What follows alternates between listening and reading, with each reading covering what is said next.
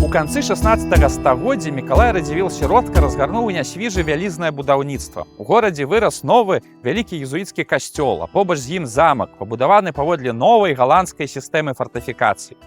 З прыгожым палацам у сярэдзіне і высокімі насыпнымі землянымі валамі па перыметры.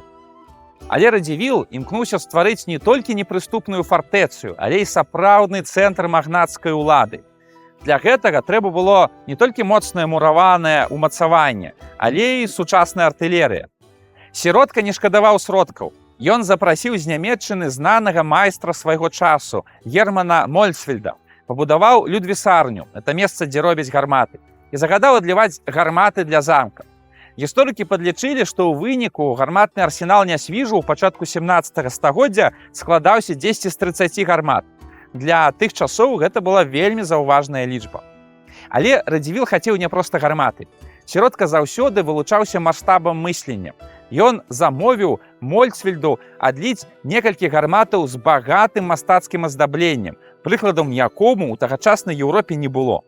У выніку паўстаў выбітны твор мастацтва, які цяпер вядомы як радзівілаўскія гарматы. І на сёння нам вядома пра 8 такіх гармат.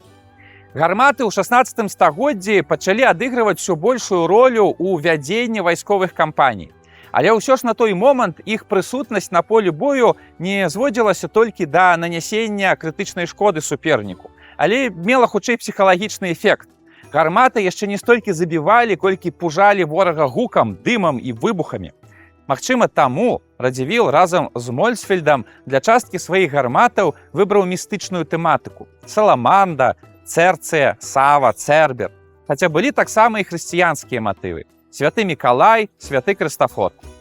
Кожная гармата была аформленая ў адпаведнасці са сваёй назваю. Напрыклад, гармата «Вінаград» была нібыта аплеценая вінаграднаю лазою.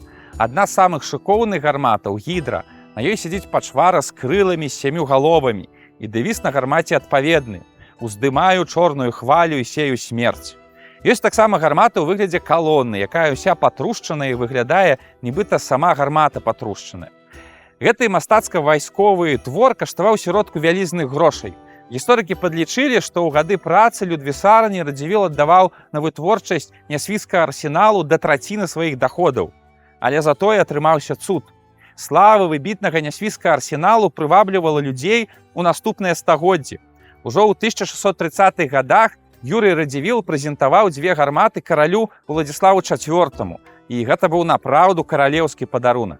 Гэтыя гарматы спрабавалі захапіць маскоўскія ваяводы ў 17 стагоддзі, а Карл XII ў пачатку 18 стагоддзя нават хацеў вывесці іх у Швецыю падчас паўночнай вайны і нават арганізаваў транспарт, але ў выніку вайсковых паразаў не змог рэалізаваць задуманае. Радзівіл пані каханку ў 18 стагоддзі мусіў закапаць гарматы ў зямлю падчас свайго змагання з Кацярынай II, чым выратаваў іх ад знікнення. Падобная ж гісторыя адбылася ў 1792 годзе і пасля ў 1812. Нехта заўсёды спрабаваў скрасці гэтыя гарматы, але Радзівілам удавалася іх захаваць. Гарматы былі вывезеныя з Нясвіжу толькі ў 20 стагоддзі ў выніку Другой сусветнай вайны. Частка з іх апынулася ў Расіі, адна захоўваецца ў Стакгольме, але самая вялікая калекцыя экспануецца ў Варшаўскім музеі вольска-польскага. Але нягледзячы на страты арсенальнай калекцыі і раскіданасць па свеце, радзівілаўскія гарматы застаюцца выбітным творам вайсковага мастацтва.